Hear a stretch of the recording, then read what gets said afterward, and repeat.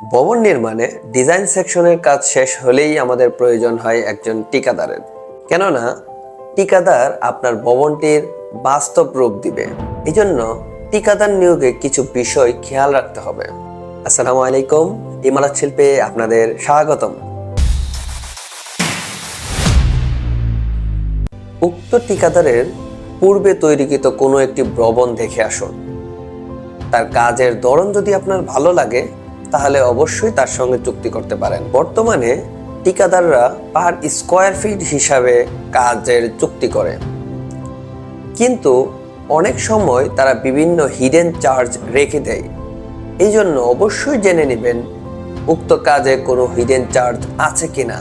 যদি কোনো hidden charge থাকে তাহলে সেই টাকাও আপনার মোট টাকার সঙ্গে যোগ করে দেখার চেষ্টা করুন এবার পার স্কোয়ার ফিটের রেট কেমন আসলো। বাংলাদেশে এই পার স্কোয়ার ফিটের রেট এক এক এলাকায় এক এক রকম, শহরাঞ্চলে একরকম, গ্রামাঞ্চলে একরকম। এই জন্য আপনার এলাকায় ওই রেটটি দিয়ে কাজ হয় কি হয় না তা যাচাই করার চেষ্টা করুন।